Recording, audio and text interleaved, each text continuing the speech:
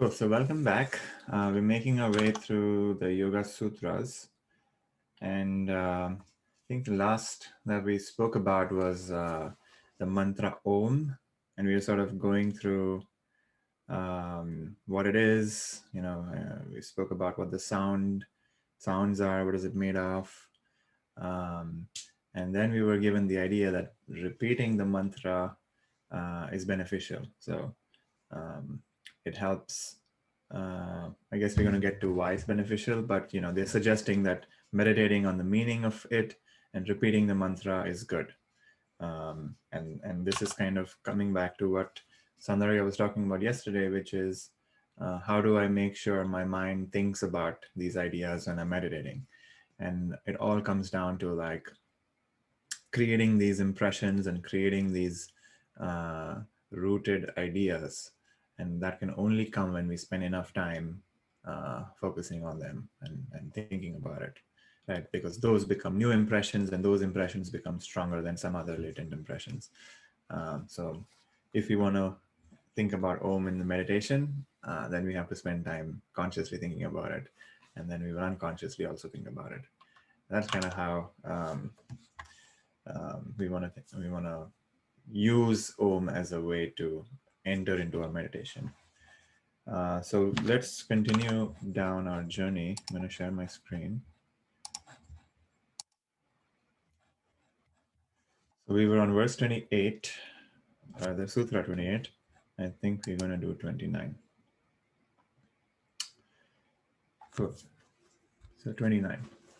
Tataha pratyakya chetanadhi gamopi antaraya bhavascha. So from that is gained the knowledge of introspection and the destruction of obstacles.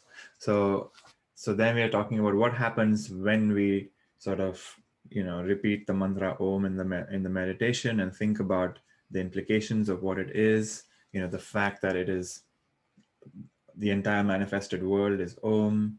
And then there's a fourth part to Om as well. So we spoke about how there's 3 syllables, A, U, Ma, but there's actually a fourth one, which is silence. And the silence is the basis of all the other sounds, right? So whenever you talk about sound, we have to think about silence too, because without silence, there is no sound. And the silence is the basis of everything, every sound that is ever made.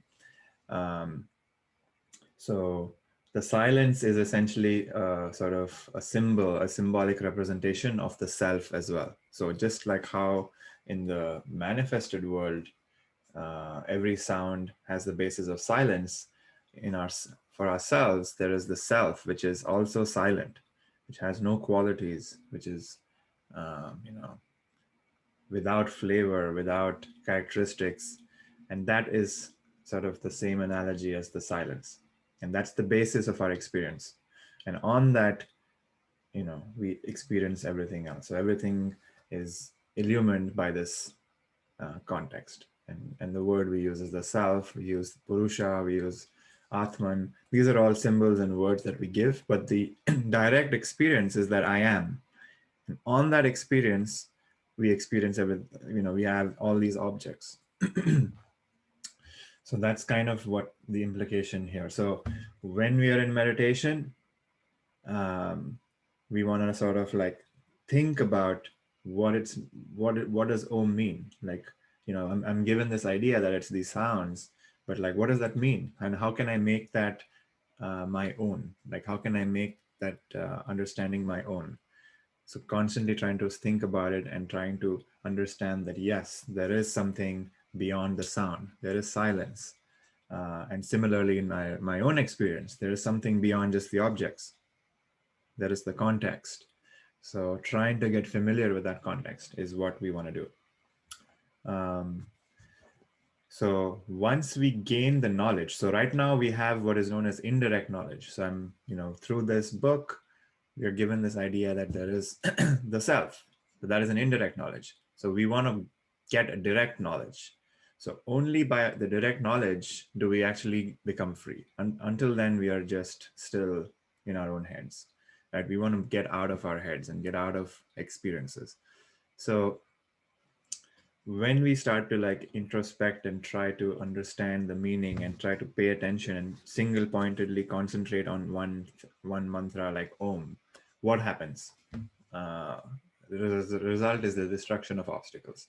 So we're going to go and look at what these obstacles are. um, any thoughts about this?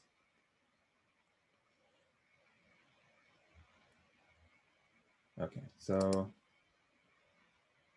let us do 30. Vyadhi Snana Sanshaya Pramadalasya Virati Bhranti Darshana Labdha Bhumikatvan Vasthistatvani Chitta Vikshepa Tenandrayaha. So disease, mental laziness, doubt, lack of enthusiasm, lethargy, clinging to sense objects, false perception, non-attaining concentration, and falling away from the state when obtained are the obstructing distractions. So here we're talking about what is it that my mind keeps presenting, which grabs my attention. So I'm trying to focus on Om, but then my mind will say, no, focus on disease, or focus on how lazy I'm feeling right now, or focus on the fact that I have doubts, or focus that I'm not feeling energetic right now and I just want to sleep. Like all this is presented when the mind is trying to be restrained. And this is sort of the natural tendency of the mind to protest when it's like told to do something. um, and all of these things will be reduced if we use the sound Om, because there's like one aspect of the sound that it is, raw sound. So essentially it like makes us feel good when we chant it because it's vibrating our entire body, and it has nothing to do with religion, or it has nothing to do with like this text specifically, but just the sound is actually pretty good. When we listen to music, and when you listen to opera music, these sounds oo and ma are constantly being um, sung by all the singers, and it sounds very beautiful because those sounds like connect with some part of us, right? Like there's I forget what the word is. There's like some frequency that every material has, resonant frequency. So there are some resonant frequencies that when you hear them, your body also resonates with it. So these raw sounds have those resonant frequencies that connect with some part of our body, and we feel connected to that sound, which is why the sound actually feels very good. Um, and when we are feeling good and when we are sort of focused, then our attention is no longer on all these things. So we are no longer thinking about how lazy we're feeling, and our doubts, which is essentially just thoughts and objects just appearing, kind of automatically fall away. And like we sort of looked at before, we don't have to explicitly say, I don't want to think about laziness, I don't want to think about doubt, I don't want to think about my lack of enthusiasm. We just focus our attention on something different. And because we are focusing on something different, naturally all these things will fade away for us. So by not focusing on the doubt, I don't have doubt. Even though there may be a little doubt in the corner of my experience, I'm just not paying attention to it. And over time, the volume level of that doubt kind of even dissolves. So there's nothing really that I have to do to stop my doubting. I just don't have to pay attention to it. So it's actually like non-doing rather than like trying to like stop everything. Um, so continuing down these things, so like false perception, recognizing things incorrectly, and that's usually due to my past memories, where I project something from the past onto whatever I'm perceiving, and I say and I recognize it as something from the past, even though it may not be at all, right? Like, so if I'm walking on the street and I look at somebody and I say, oh, this is, it reminds me of this person. So that's like false perception, because I'm from my past, memory is coming up and I'm projecting that person's image onto this thing that I'm seeing. So all of those things are just essentially focusing on my thoughts. And by focusing on like Om, which brings us to the now, or focusing on, just the vibrations of the body, all of that brings us to the now, which removes our attention from my mind space and brings us to the now. Um, so all of this sort of results in, removal of like non-attaining concentration, so we are able to concentrate a little bit better. All of that. Does that make sense? So we want to kind of use these different tools. So using Om is one tool, and we want to use it until it is beneficial. But at some point, we want to drop that as well, because these are all supports that we give to the mind. And if the mind is fairly quiet, then we don't need to use a support. It's like, using a walking stick if the terrain is very rocky, for example. But if it's, so you use the stick for like support. But once the terrain becomes flat and easy, you don't need the walking stick anymore. You can walk without the stick. So you can toss the stick. So the supports are only useful until you need it. And when you perceive that, oh, the support is not needed right now, so I can try to toss the support. Does my meditation change? And if it doesn't, that means you don't need the support anymore. So this is the sort of experiment and the scientific sort of temper that we need to have while we are using these tools, to see when is this tool necessary and when is it not necessary. So we kind of build our own intuition and our own wisdom of when I need to do this. There's no like prescription of like, this is when you have to do. You have to build your own wisdom. So keep trying it out and seeing what works and what doesn't work. And you will know, and then you will be able to like pick the best tool for a given meditation session. All right, so let's do the next one. Hey, real quick, Panit. So I have a question, sure, a comment, and then a question. So this is a perfect section, especially for me, for longer term meditations, like 45 minutes or whatever. Because what happens with me is that after about 10 or 20 minutes, sometimes shorter, the lethargy or the tiredness comes into play. Mm-hmm. So start dozing off. So then I'm like, okay, I realize that, and then get frustrated, and then realize I have to use my tools. Mm-hmm. And then so with me, I'll meditate with my eyes open, or sometimes I guess I'll go from my eyes being open to my eyes being closed. So I guess my question is, if I meditate with my eyes open, should I keep them open the whole time? Or is it okay to open them, close them, kind of, I guess, using these tools when needed, as well as the breathing and stuff like that? Yeah, that's a great question. I think, so, when you notice you're falling asleep, that means that your mind is kind of like tired or like trying to go unconscious. So at that time, you have to like sort of like give it more energy, right? So like opening the eyes is essentially like telling the brain that, hey, you got to stay awake. So that's a good practice to try. The other thing you can try is like, maybe start like focusing on like a sound or like, some sort of like an external input. So like maybe like you can say out a mantra or like something more grosser, because, the mind is like needing more support. Otherwise it's just collapsing, right? It's just like going unconscious. So we need to give that mind more energy so that it can just stay awake. And once you become, let's say, you're no longer feeling sleepy, let's say, and then let's say after 5 minutes you're feeling awake now, your mind is no longer falling asleep. Try to like remove those supports one by one and see what happens. If your mind goes back to sleep, tries to go back to sleep again, bring those supports back. So you kind of like just like trying this out, right? Like you're getting your own sense. There's no sort of like, this is how you should do it, but you know your mind the best. So give your mind whatever it needs in that moment and take things out, because in the end we want to remove all the things that we have given the mind. That's the goal, right? Like we want to like essentially remove all the supports of the mind so that the mind just like falls away while we are extremely conscious. But that can only happen when the mind is not sleepy and when the mind is like not like tired and all of that. So these things kind of even give the mind a little bit more energy. Or like, the other thing is like, maybe you could, do some push-ups or something, or like some sort of like physical exercise that kind of like just awakens your body. So that way your mind is not feeling like sleepy.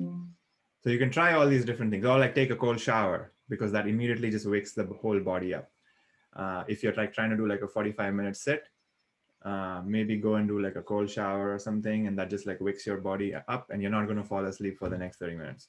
Like do that before, do all those things, a little bit of physical exercise before I meditate, I guess. Right, right. So your mind is not like thinking that, oh, it's time to sleep. It's like, it's mentally prepared that for the next hour, I need to be up. Yeah.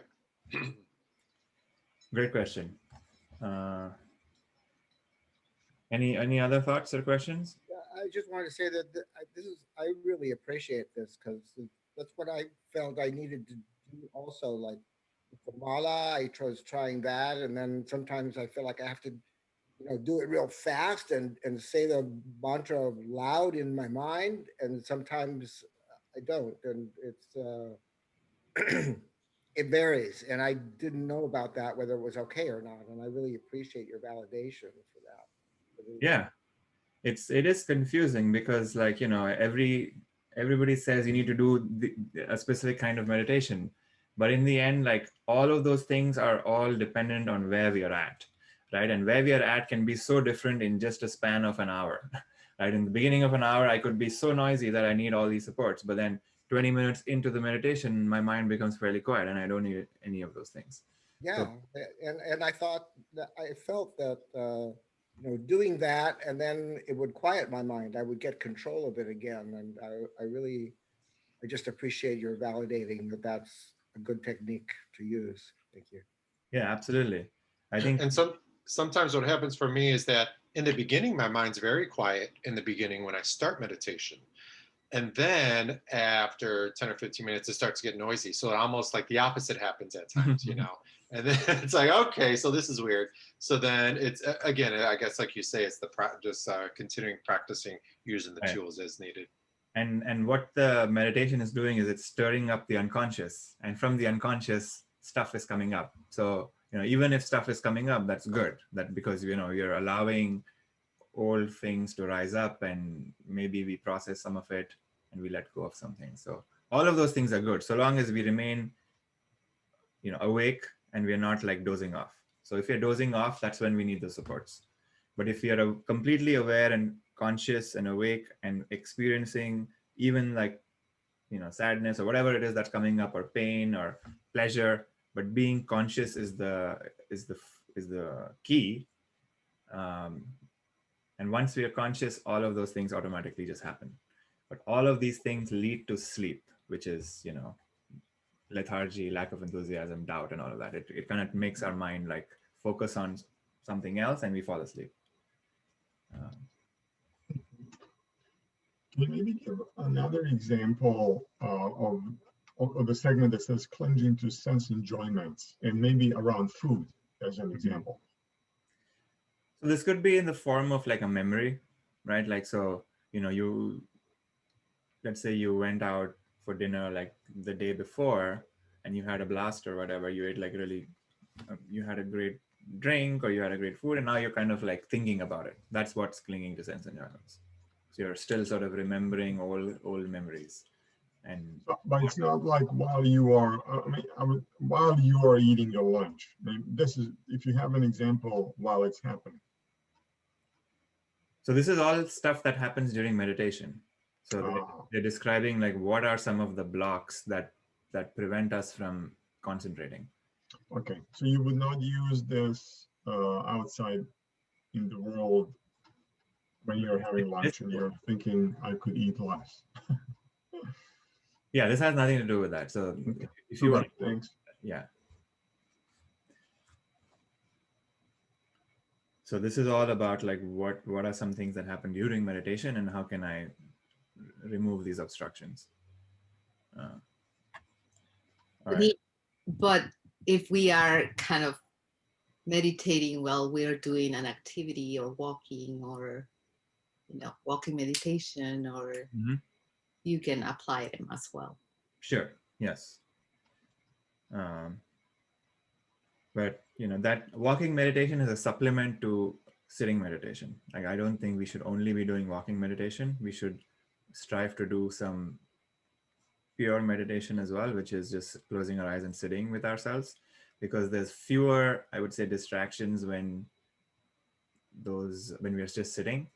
Because when we're walking, we can kind of like, we have to do a bunch of other things too, right? Like you have to make sure we don't fall into a ditch. You have to make sure we're uh, there's like other stuff happening, right? There's a physical aspect of motion, there's like visual stuff, so there's more activity happening. So walking meditation is good because we are still sort of uh, being practical and like applying the sort of single pointed attention to outside of our meditative state.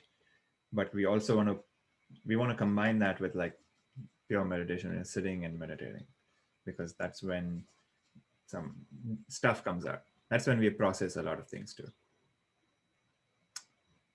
But great, thanks for sharing the walking meditation. So as part of this retreat, I know like in the middle, we should try to sort of be single pointed in like the activities that we're doing. So if you're eating, try to just eat.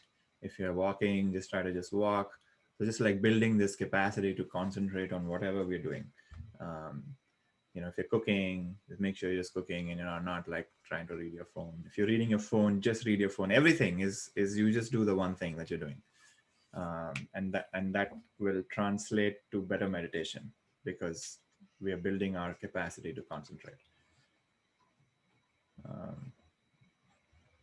Cool. All right, so let's do the next one. Dukkha dormanya sangame jayatva shwasa prashavasa vikshepa sahabhuvaha. So grief, mental distress, tremor of the body, irregular breathing, accompanied non-retention of concentration. So this is saying that when I chant Om, all of these things will sort of automatically get fixed. Which is, the fact that when I'm meditating and I suddenly experience grief, or I experience mental distress, which is like some sort of anxiety or some worry about something, my body starts shaking or I feel uncomfortable, like this is sometimes we just sit in meditation, you're just like, oh my God, I just cannot sit anymore. So my body's kind of shaking and not very sort of stable. When my breathing becomes irregular because I start to get like emotional about something, and one thing that's interesting when we start to notice the breath and the mind is that both of them are very closely connected, right? Like when we are feeling an emotion, our breath changes. And when we're feeling angry, my breath becomes much faster, or like when I'm feeling sad, my breath becomes irregular. So there's this aspect of like breath control or breath regulation that is prescribed in some of these like meditation practices. And the reason why we do that is because when you control the breath, you're essentially controlling the mind, because both of them are very, very closely linked. You can either control the mind and that automatically controls the breath, or you control the breath and that controls the mind. You can work from both sides, and the end result is the same because they are one and the same. So if our breathing is very slow and consistent, then it's very like, if we notice our mind state, it's very likely that our mind is also very quiet and stable and doesn't have too many thoughts happening. But when our breathing is very fast, not because we have just worked out or anything, but just, we're just sitting and the breathing is very fast, you will notice that the mind is very active. And try to see this experiment. Next time you're feeling like your mind is very noisy, just notice what's the speed of your breathing. And you'll notice that it's much faster than normal. And so by chanting Om, or like by just fixing our mind on a particular thought, what happens is that we are reducing the volume level of our mind. And when that happens, automatically our breathing gets fixed. And automatically we start to concentrate on one thing. So that's kind of the idea of like why Om chanting is prescribed. And it's like one of the precursor or one of the initial things that you'd want to do to kind of set you up for a better meditation session. And you'll notice that, because it's a vocal thing, if you can, even chanting it out loud is helpful because it vibrates your body. And it's what it's doing is it's sort of like activating some energy, it's causing some movement, like your body is vibrating, and it's essentially like releasing some of these like things that the body is holding on to, like maybe like some blocks or like some pain or anything that may happen, that it kind of like releases those things, and it kind of goes up, like we mentioned, when you do the it's essentially going up and up. So it's essentially releasing things.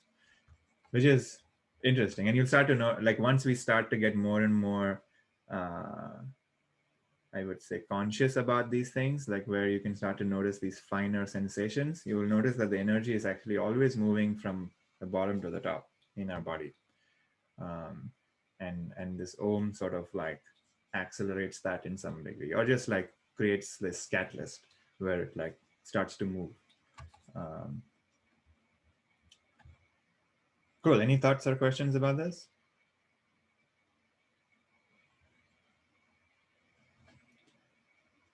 All right, let's do the next. Tatprati shedartha meka tattva abhyasaha. So to remedy this, the practice of one subject should be made. So which is why, we always prescribe that focus on one thing, be it, the rosary beads, be it the mantra, be it the thought. What we are doing is we are essentially gathering the mind and focusing in and saying, just pay attention to this one thing. Don't pay attention to everything else. So when we pay attention to one thing, it doesn't matter what that one thing is. All the other things automatically fall away. That is sort of the nature of the mind. It's like everything has to be given energy to be sustained. So if we are feeling really sad, that sadness needs to be consistently sustained for it to continue. The moment we don't sustain it, it falls. So by focusing on the mantra or focusing on a thought or focusing on some image, we're giving that thing the energy. Everything else doesn't get any energy. And the nature of thoughts and emotions is that without energy, they just fall. So that's how, and that's something we want to even start to see for ourselves. If we can do an experiment here, which is like, if you close your eyes and think of what you ate for breakfast this morning or what you ate for dinner last night, like you have to give it energy to think about it, right? So if I say, now think about a gorilla, now thinking about a gorilla, but the food that you ate last night is gone, right? So like everything that we experience has to be given attention. And this attention is nothing but energy. So all our attention is nothing but energy that we are giving to things.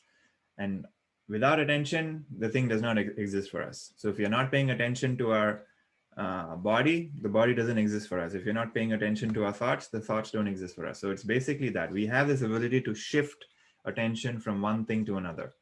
So which is why we want to develop this ability to just focus on one thing, because when we can focus on one thing for a long time, other things start to disappear. That's why this concentration is really important, because that proves to us that things are we need to maintain our experience, because we can technically focus on one thing and our entire experience can dissolve. So the world becomes less concrete than what it is, because the world is nothing but my attention to it. So it doesn't matter what the object is. In our retreat, we are focusing on the thought. So the thought is the subtler than a sound, right? A sound is subtler than a physical object. So, we can start with a physical object, which is, like, let's say it's a mala or a rosary bead, and you're kind of using that. It's a physical object. So we are essentially feeling it. So it's like more grosser. It's engaging some sensations, all of that, right? But we want to keep going subtler and subtler. So we want to go from the beads, maybe we go to a sound, which is slightly less subtle than, more subtle than a beads. So once we get okay with that, maybe we go even something more subtler than a sound, which is a thought. So we go to at the realm of the thought, which is I am consciousness, I am awareness. So that becomes subtle. Once we go even more subtler than that, which is we just go to the feeling or just the awareness of the fact that I am aware. That's the subtlest that we can go to. So we kind of keep going closer and closer and closer to the I. And that's how we build one-pointed concentration. Any thoughts about this?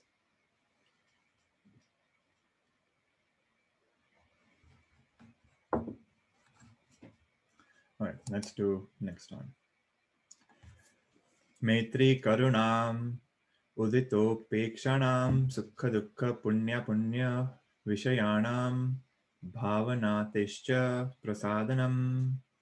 So friendship, mercy, gladness, and indifference, being thought of in regard to subjects, happy, unhappy, good, and evil respectively, pacify the chitta.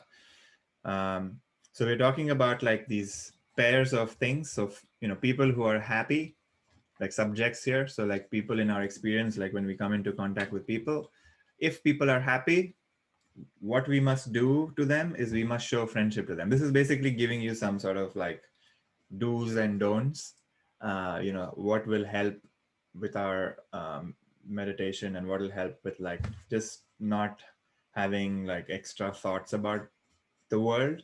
So like when you meet people who are friendly, be happy. Or sorry, the other way around. When you meet people who are happy, you show them friendship. So you be friendly towards them. People who are unhappy, you feel mercy towards them, which is like sympathize with them, and you kind of like uh, um, help them in however way you can. If you meet people who are good, you be glad that they're good. You kind of like uh, uh, yeah, I guess you be glad that they're good people. But then if you meet people who do evil to you, you show them indifference rather than trying to like say why are they doing this to me, or like or trying to like show them a lesson and do something back to them, right? So this is essentially in our experience, if we experience people like this in these four ways, we want to like minimize the amount of thoughts that we have about them. So when we meet happy people and we have a happy time, we are not really thinking about the ego, right? The ego is fairly unavailable, right? Like when you're having a blast with, let's say you're with friends that you love and you're having a great time, you're not thinking about am I okay, or am I, or, what about me, right? So in those cases, very easy because you're just in a blissful place. But when you meet people who are sad, instead of focusing on like my own like focusing on, oh, I'm not sad, or I'm okay, the ego thought is coming up again, right? So instead what we want to do is we want to give full attention to the person, because you're like, okay, let me try to be with you, and I'm still not thinking about myself. So at every moment I don't care about the ego. So so I'm not uh, I'm not getting triggered, because let's say if they have a problem which I may also have, it may trigger some stuff, right? So instead of that, I will just give full attention to that person. So that way my ego does not get triggered. Similarly, when somebody is being good to me, instead of like again developing some ego of saying, oh wow, I'm such a great person, just be like happy that, or glad that you have a friend like this who's being good to you, and appreciate them rather than feel good about yourself. uh, and then in the last case, when somebody does something bad to you, you just be indifferent about it. And indifference means that your ego isn't coming up, which is like you're not thinking about like how to get revenge and how to show them uh, you know teach them a lesson and all of that. And all of these things are not from some sort of a moralistic standpoint. It's essentially to pacify the chitta. So chitta, as we remember, is all of our uh, it's the entire mind stuff. That's literally what chitta translates to. So like the memories, the impressions, the unconscious impressions and the conscious impressions, my desires, my vasanas, which are my,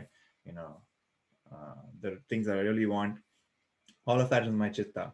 And these things have uh, some impressions that kind of keep triggering thoughts and emotions and memories. So in order to pacify the chitta and not sort of keep creating these thought waves, we want to use this uh, behave in this way that will not keep triggering thought waves. And by doing that, we are again retraining our mind. And this is happening outside of our meditation, right? So there are some tools that we do in while we're meditating, and this is how we do it when we're engaging in the world.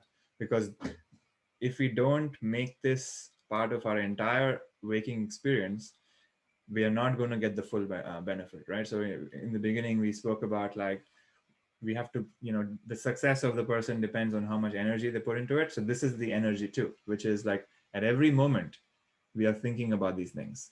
So when we're interacting with people, we are also applying these ideas and tools in the waking world when we're interacting outside.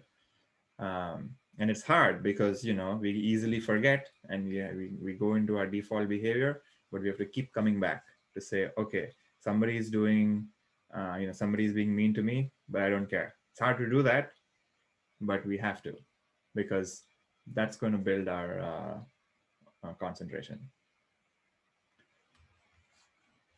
Thoughts about this? This is an excellent section. I really like this because it gives detailed guidance of exactly what to do just in our everyday lives. So it's really good. Yeah, this is a great book. But it's very different from, like, I feel like the Vedanta, because I think the Vedanta just focuses on like our meditation and our sort of experience of meditation. And this kind of gives a little bit more about like other aspects of our experience too.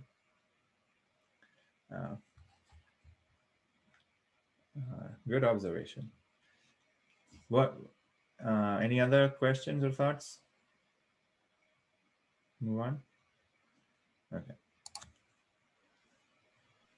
Hey, Puneet, I'm taking a minute to unmute.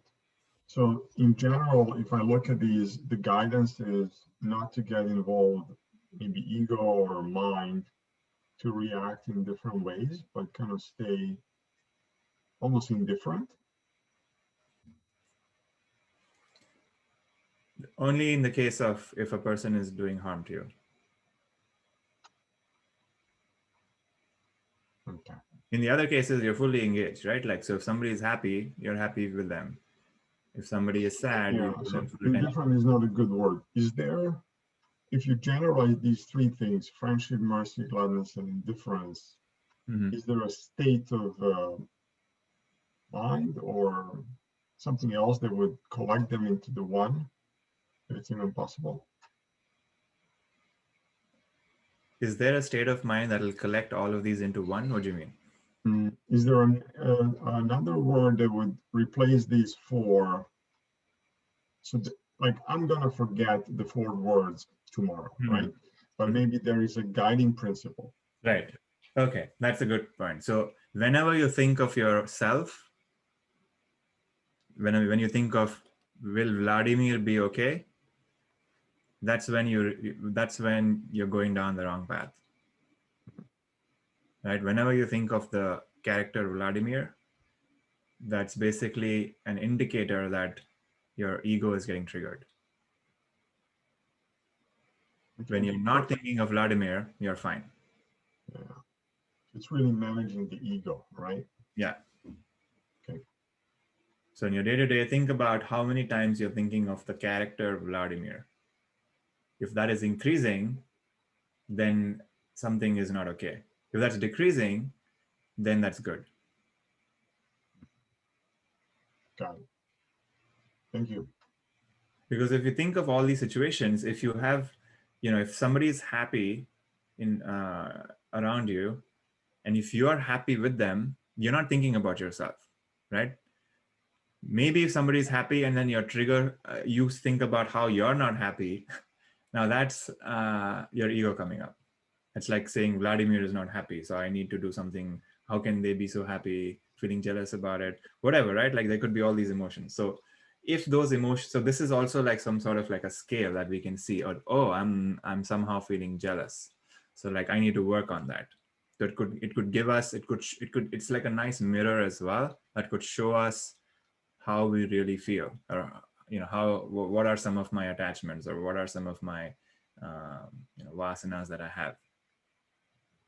Thank you. Yeah, so but the easy one thing to remember is if the ego is coming up, that means that I'm being triggered in some way, and I need to work on that.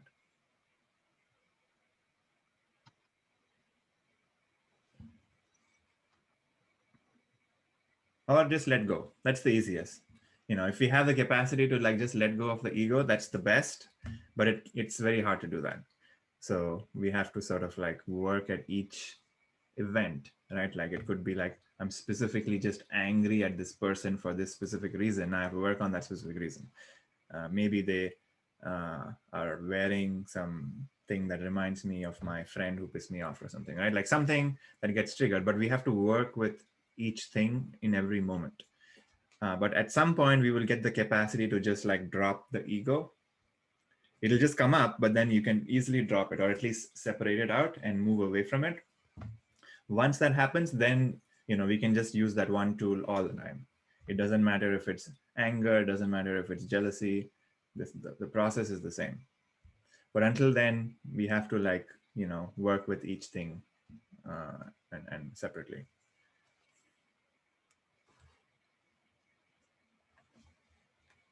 All right.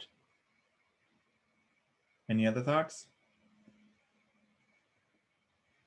All right, let's do the next one. Prachadarna vidharana abhyam va pranasya. So here we're given this new word called prana, which has been translated as the breath, which I think is not the best translation, but usually most of yoga talks about prana as the breath.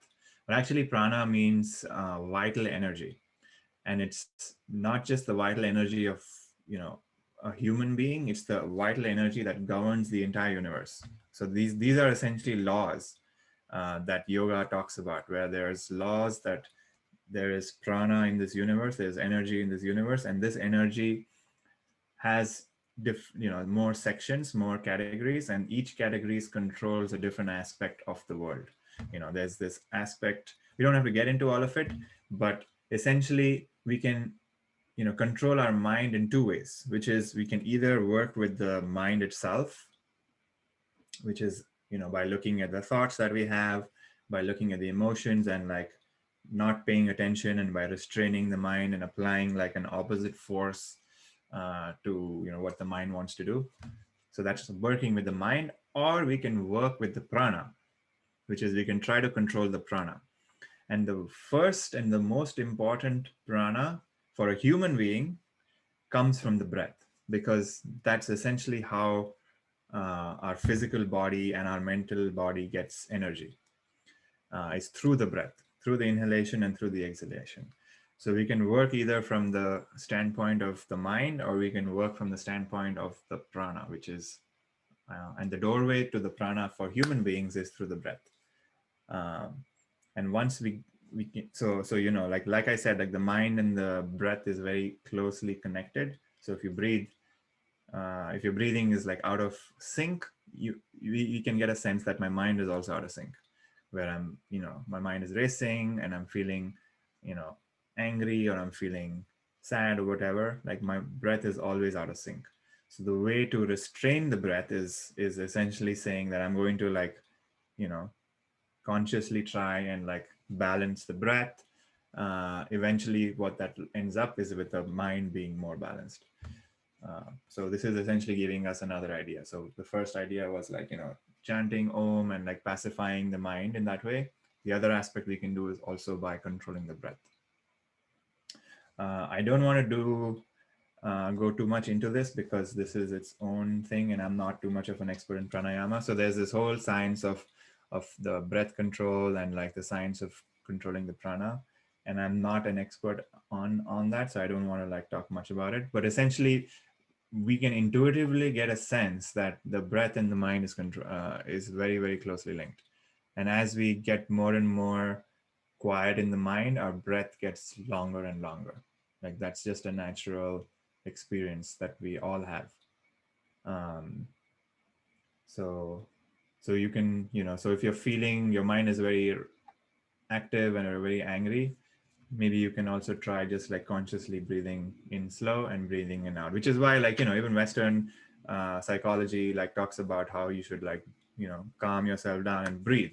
Just, pause and breathe. That's like something that everyone says, right? Just take a breath. And why is that? Because breathing is directly linked to the mind. Cool. So that was 34. Any thoughts about this?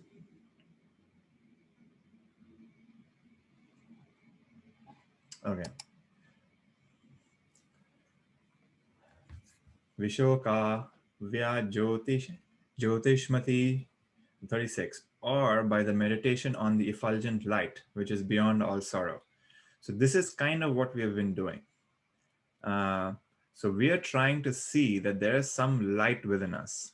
And here effulgent light, I guess, is like the English translation, but actually there is some sort of light. The word they're using here is Jyoti. Hey, Punet, I think we skipped 35. Oh, did we? Shoot. I did not copy 35. Okay, hold on. Let me find 35.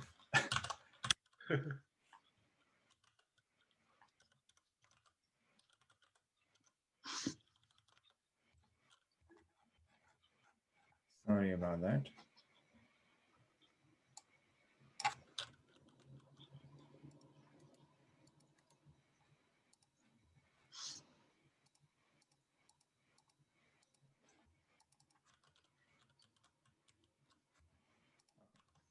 Got it.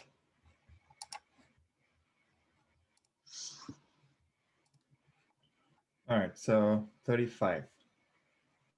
Vishayavati va pravritti rupanna manasaha sthiti nimbandhini. Those forms of concentration that bring extraordinary sense perceptions cause perseverance of the mind. So this is basically saying, as we kind of go down this practice and how we sort of like put in our energy on these practices, something's going to happen where we feel that we are, getting better at our lives. You may start to be more efficient at your work. You may start to potentially even get this thing called siddhis, which are these extraordinary powers. And they're like, they're just like, I guess, things that we stumble upon as part of, focusing on our senses. So for example, we may start to become more intuitive in general, where you walk into a room and you can tell, what the mood of the room is. Like, did people just have a fight, or like, are people like happy here? Like, you can just start to sense these things.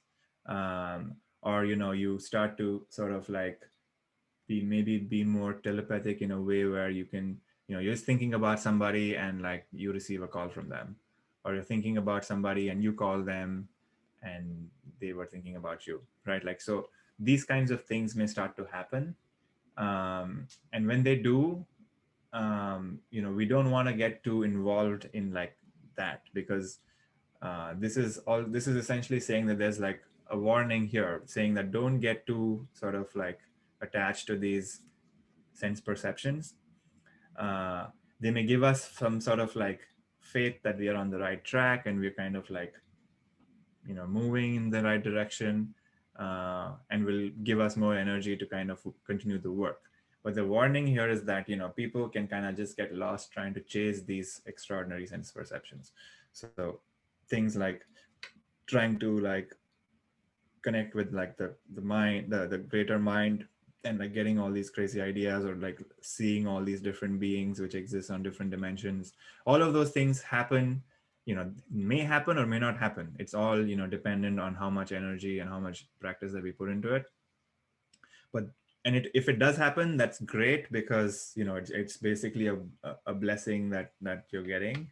But that's not what this work is about. We still want to continue down to realize the self, which is the goal. And these are sort of, you know uh, jewels that we discover on the path, but we still want to like look at them and then throw them, because they're not what it is. They're just like, the ability to play the guitar very well. Like, it's just a skill. They are not going to give you what you really want in the end, which is, complete freedom from and complete freedom from suffering. But they basically give us more energy, because if I can like, get some extraordinary powers, that'll be pretty cool. but it's not the end, right? So we want to keep on the path. And we're all looking for some amount of validation. So these things are self-validating, because you'll start to be able to do things that you could not do before. And that'll tell us that, yes, I want to keep going down this journey. Any thoughts about this?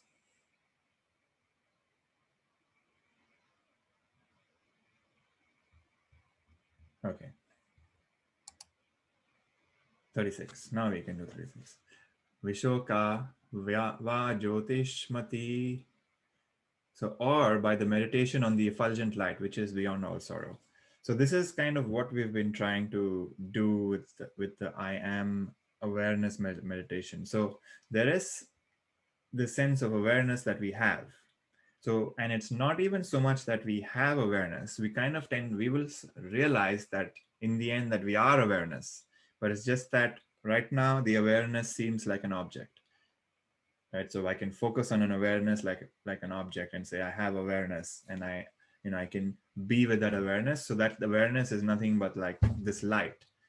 If you, what does a light do? It essentially shines on things and it reveals their presence, right? The moment there is an object in the way of a light, what happens? The object is illumined, right? So light is nothing but, rays or energy just like passing through a medium. And whenever there's something in the middle of it, light gets reflected, and that's how we see it. And it's interesting that light reflects what we see about the object is everything that is reflected, right? And whatever is absorbed becomes the color. So that's kind of how our experience is too, where like we have the sense of awareness, which is kind of like radiating, and it's not, it radiates equal amount on every object, right? Like it illumines the cup for me, it illumines the table for me, it illumines this tree equally, without any discrimination. So this light is happening all the time. So so one of the meditation is to focus on that this light is unchanging. Even in moments where I'm feeling the most joy, I'm ecstatic, illumines stuff in the same way. Even in the moments where I'm feeling the worst sorrow, it illumines in the same way. So it is beyond both. It's beyond sorrow, and it's beyond joy, and it's beyond suffering, it's beyond happiness, all of it. So it's illumines everything in the same way. It illumines my suffering and it illumines my joy. So if we can focus on that would be the sort of closest that we can get to the self, because it's right there. So that's why like I am aware is speaking the highest truth, that is the only thing that is true. Sound like Om is not true all the time, because the sound has to be created, and when it's not there, there's no sound, right? But this effulgent light is always there. We can never deny this effulgent light. So this is the closest to the truth that we can get to. And this is an idea. So this idea is also, so, every idea is also temporary. So you have to like remember that, yes, I am an, effulgent light and I am awareness. But that's the most subtle idea that we can have, because it's about the truth. Everything else can be denied. Every other idea can be denied about everything else, because everything in this world is temporary. But this effulgent light is not. So if we can grasp the subtlety of this idea, then this meditation becomes the most effective, because this will lead us to this light. Any thoughts about this? Maybe one clarification, if I may. Sure. The light is really just a metaphor or parabola, right? Because to me it's pretty dark. Right. Okay. But what is that darkness being illumined by? Even to see the darkness, there has to be some light, and not light with like the scientific light, but like this awareing faculty. Yeah, right? I understand. That's what I wanted to clarify. Yeah, I guess the better word would be to illumine, right? So it doesn't necessarily mean light. It just means that it's revealed. So the fact that darkness is being revealed to you means that there's something that is revealing it. So that's the revealing light that exists. Okay. Nice. Really good question. Any other thoughts?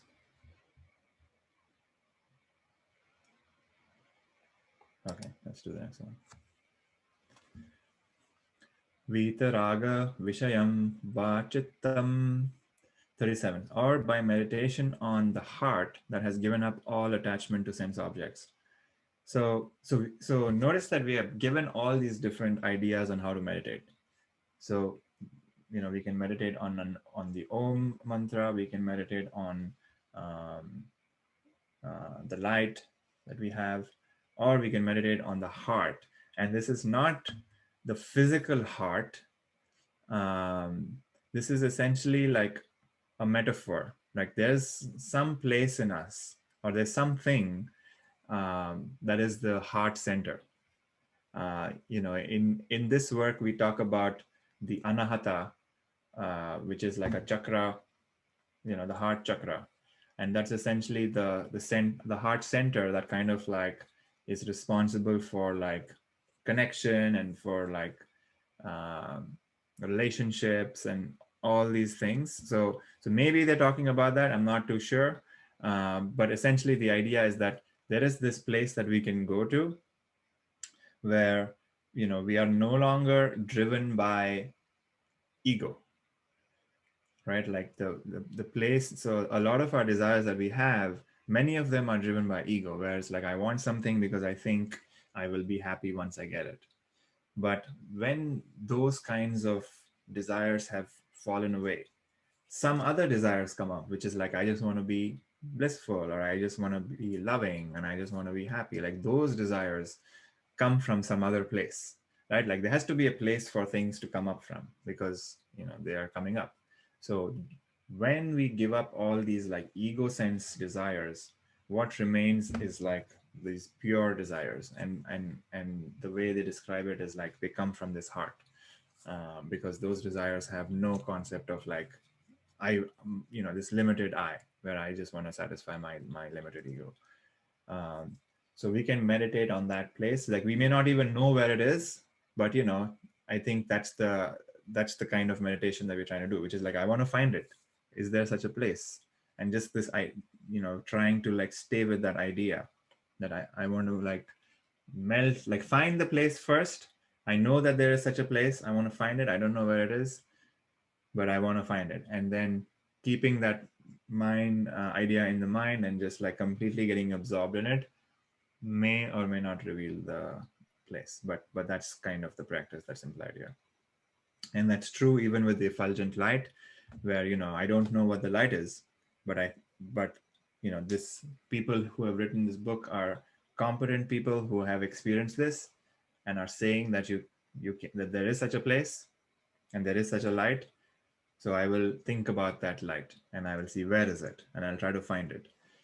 And that's kind of how we begin this thing, which is taking an idea and like just being with that idea until we experience it, and that idea becomes a direct knowledge and not just an inference. Any thoughts about this? Puneet, so this time the heart was not capitalized like previously different, light was. I mean, it could be capital. Yeah. I don't, so it's not literally like the physical heart. Oh yeah, I understood that. Yeah. It's like some point that exists. But then, okay, so that's one. The other thought attached to that, could you say that these things originate from the self, or it's not really? Yeah, so everything comes out from the self, right? Like everything comes from the self and goes back into the self, including the mind, including our emotions, including our thoughts. So if you think about, if you think about, let's say, what you ate for dinner yesterday, where did that thought come from? Yeah, where did it come from? It was certainly an experience, and it's now you thought about it for a few seconds and it's gone. Where is it going away? And what yoga says is that everything appears from the self and it disappears into the self. And the whole thing is true even about this universe, that it appears, we all talk about the Big Bang, but what was the sort of material for the Big Bang? It came from nothing and it became this universe, and at some point it's going to go back into nothing as well, because the nature of this universe is the same. That's the beauty of this universe, right? It's the same. The nature of it is the same everywhere. There's, our thoughts are like that, our emotions are like that, our bodies are like that, this universe is like that. All of them have the same nature, that they just appear from nothingness and they go back into nothingness. We are born, we exist for a while, we accumulate some stuff, and then we dissolve and go back into whatever we came from. And that's the same about thoughts. That's the same thing about emotions. Same thing about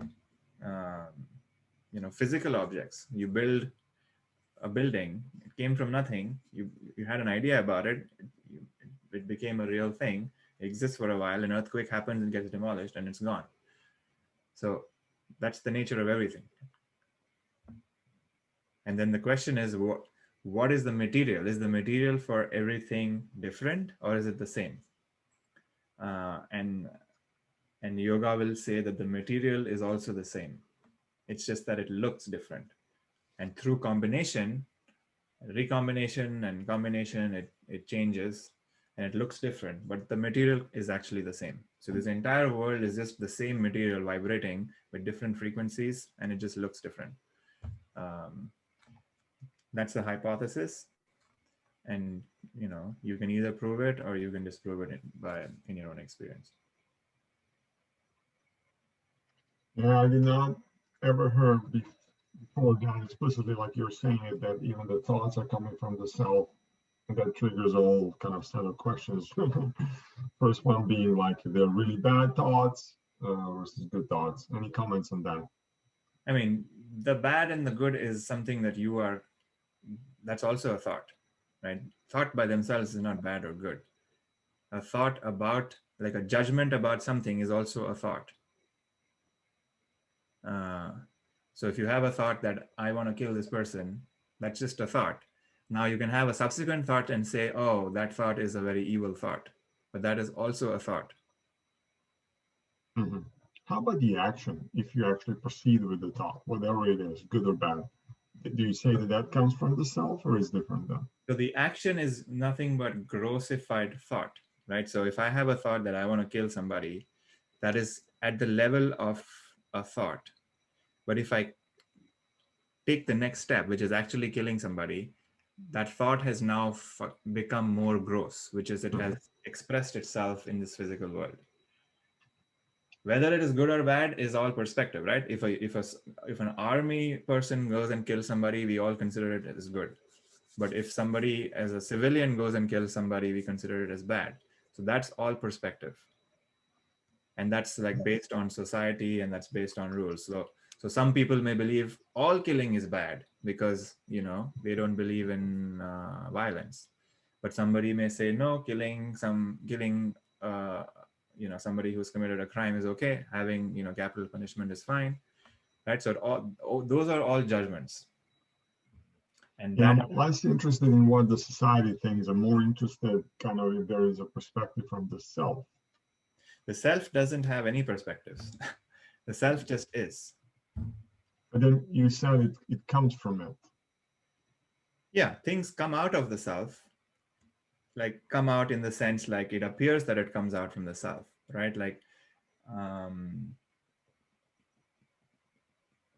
sure, we can say it comes out from the self. So like a thought that, I am Vladimir, where does that come from? Ego, maybe, mind, not the self. Come from the memory, it's come from the past, but like you can say all of those things have also sort of, okay, let's maybe take a different example. So in the Big Bang, there was nothing, right? Before the Big Bang. And from the Big Bang came the first, let's say, energy or whatever that essentially caused creation of the first material, which is like, let's say the first physical material, which is like, what is the first element? Helium, right? Or is it hydrogen? Maybe hydrogen first came in. So where did that come from? It all came from the self. It's just that the self sort of, the energy changed from that and became hydrogen. which through some combination, we talk about like the three sounds, ah, oo, ma, right? If they are the raw sounds, through the combination of ah and oo, I can get o. Through the combination of o and ah, I can get like ao. Like, like you can keep combining these and making new things, and they appear different, but their sort of structure is all based with the same material. So that's kind of what we're talking about, which is like the source of it all is the self. Like there's nothing outside of the self. And everything arises from this and everything goes back into this. It exists for a while, which then appears as different, right? We can say that the ego is thoughts are coming out of the ego, but then where is the ego coming from? It's not like an ego is a separate existence. Ego also exists from the self. The ego arises from the self, and then maybe the ego causes some thoughts which are different, right? They are more egoistic thoughts. But let's say you're thinking about, oh, I want to, I'm just enjoying this, or this is a beautiful sunset. That's not an egoistic thought, but that also appears from the self, right? Versus I want to get this job. That's an egoistic thought. That also appears from the self. It just happens that the mind is saying, oh, there is a part of it which is the ego, and the thought is arising from the ego. But that's just a concept. In the end, everything is arising from the self. And there are certain qualities of an egoistic thought which is different from the quality of a non-egoistic thought. That's the only difference. The quality of the thought is different, right? So then we can say that, if there's the three qualities, which is, the tamas, rajas, and sattva, they are the three qualities of everything in nature. Then the thought, I want to get this job because I think it's going to make me happy, is an egoistic thought. And the quality of that thought is that it has more rajas in it. But a thought like, wow, this is a beautiful sunset, has no ego in it. So it has more sattva in the thought. That's the only difference. The constituents of the qualities is different. And where does it all come from? It comes from the self. Whether it comes from the ego, whether it comes from the intellect, whether it comes from the mind, that's all mental concepts that we are making up. There's no such thing. There's no such thing as the ego in the end. It's just that we use language as a way to, categorize things that makes it easier to explain certain ideas. But once those ideas are grasped, you can get rid of the concept. It's just that some thoughts are useful and some thoughts are not useful. Some thoughts bind me and some thoughts don't bind me. An egoistic thought will bind me because I'm thinking about my ego. And I'm thinking it's a false idea. So it all comes down from due to false perception. So if I have a false perception that I am a limited person, that's going to result in an egoistic thought, which is going to be constructed full of rajas or full of tamas. Because, I will think that I want something, because I think that's going to make me happy. Or if I'm depressed, it's going to have a quality of tamas where I'll think that I'm a miserable person. I'm like, oh, I'm a useless person. The thought is neutral in the end. It's just that it has an effect on the mind. So a tamasic thought or a rajasic thought is going to affect my mind in a certain way. I will either feel more egoistic because of it, or I will feel less egoistic because of it. Does that make sense? So Yes. So it boils down to like, what's the nature of these things? And once we can understand the nature, then we can go beyond the nature of it. So if we want to go beyond ego, we have to like see that the egoistic thoughts are not serving me. And they are the cause of my problems. Or actually, you can't even say they are the cause of my problems. They are a result. The egoistic thoughts are a result of ignorance, which is I think I am something that I'm not. So if I think that I'm a person, I'm going to try my best to protect this person. And that results in egoistic thoughts. But if I drop that false understanding that I'm not a person at all, that's the basis of all of my problems, where I think I am a person. If I can drop that, then all those things fall away, because everything else is an effect of that first false idea, which is I'm a person. Understand. Thank you. Cool. So I think this is a good place to stop. Or maybe we can do one more because I think we've been doing a bunch. I've been asking too much, stealing from your questions time. It's okay. I mean, this is all part of it. So, you know, we have until 9:30 for questions too. So maybe we'll just go till 9:30 and because I want to finish this book or this chapter by end of the day, and we have about 51. So any other thoughts? Okay, let's do the next one. Swapna Nidra Jnana Lambanam Va. Number 38. Or by meditating on the knowledge that comes in sleep. So this is very interesting, which is like something that I have never experienced or like I have no clue about. But apparently some people get visions in their dreams, or like they use the dream as a way to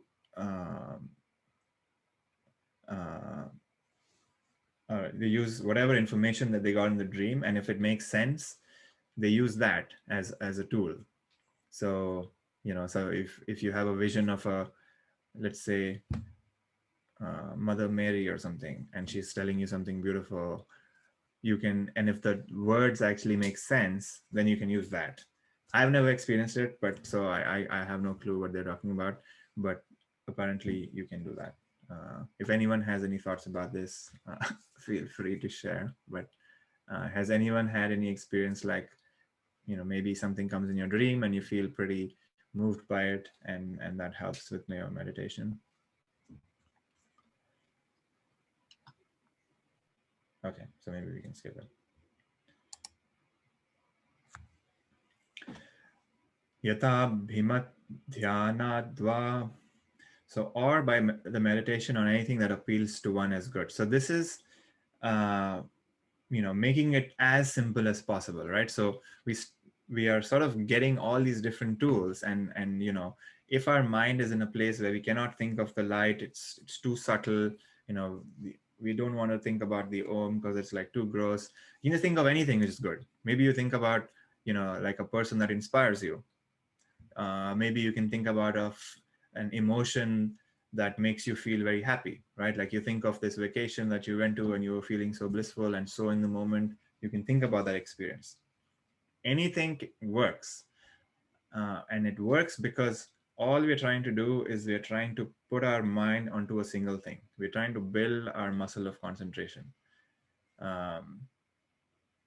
So this could be anything in the world. It could be a piece of music that you love. You can just listen to that one sound. You know, if it's like a beautiful painting, you can look at that. If it's a sunset, you can look at that. Anything works. It's just that we want to get absorbed in what we are meditating on the object of meditation. And when we get absorbed, the ego completely dies out. And what will eventually happen is the entire world will also die out, because our world is nothing but our attention. And if our attention is just on one thing, the world is unavailable for perception. That doesn't mean that the world will like disappear. It's just that it's not available for me for perception. The world will still be what it is, but for me, my world has changed.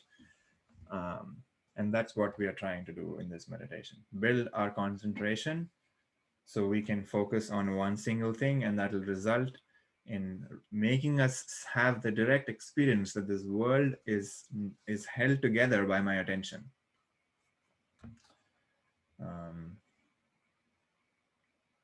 Any thoughts about this?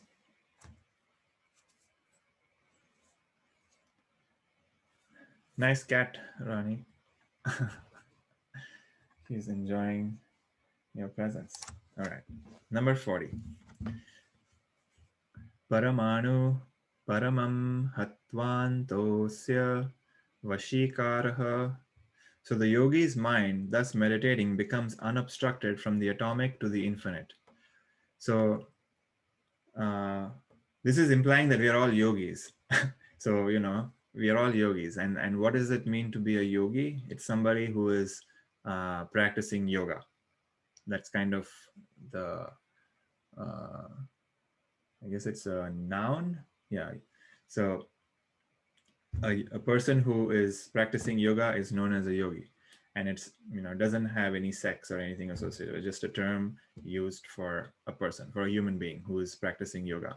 So once we have tried to do these different things, all these different methods that we've been given, as we get more and more quiet, as things become more and more like subtler and subtler, as we go from like a gross meditation to the subtler meditation, all these obstructions, things like grief, shaking of the body, lethargy, laziness, those start getting dissolved. And dissolved in the sense like we don't have to explicitly destroy each thing, because we are focused on one thing. Automatically the energy that's holding up these other things start to fall, and they just like drop from our experience, all the way from something as loud as like maybe some sound that you're hearing, all the way subtle to like a tiny thought that's coming up. So these are all forces, right? Like a sound that you're hearing in the background has some force, and similarly some idea or some thought that we experience internally has some force. So these are all sort of vibrations that we are experiencing, and that triggers maybe more thoughts or more emotions. But as we get more and more single pointed, these things start to fall. And we actually have this kind of experience where, let's say we've had that experience of reading a book, and you're so lost in the book that somebody calls your name out, and you don't even realize that they're calling your name out. And what has happened? It's not like your hearing has somehow like disappeared. It's just that the sound is still coming to your ear, but your mind is no longer paying attention to the sounds, right? It's the fact that we have a physical ear, but we also have a mental ear. Same thing with eyes. We have physical eyes, but we also have mental eyes. So, if you're just staring at the sky, if you ever try to see shooting stars, if you're not paying attention to one particular space, even though you're seeing the entire thing, a shooting star may go by, but you may not see it because your attention wasn't on the sky. It may have been someplace else. So our attention has to be on the mental eye and the mental ear and the mental taste and the mental smells. Otherwise, it just doesn't work. So the physical sense is directly connected to the mental senses. So as we get more and more concentrated, our attention to these mental senses kind of start to lessen. And when they start to lessen, things start disappearing in our experience, all the way from the infinite to the atomic. Any thoughts about this?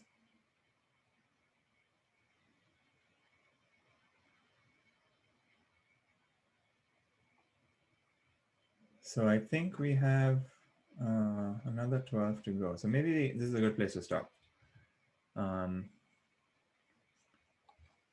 So if folks have any thoughts or questions not related to what we have done, maybe something that's come up yesterday or day before, or meditation, I can stop the recording.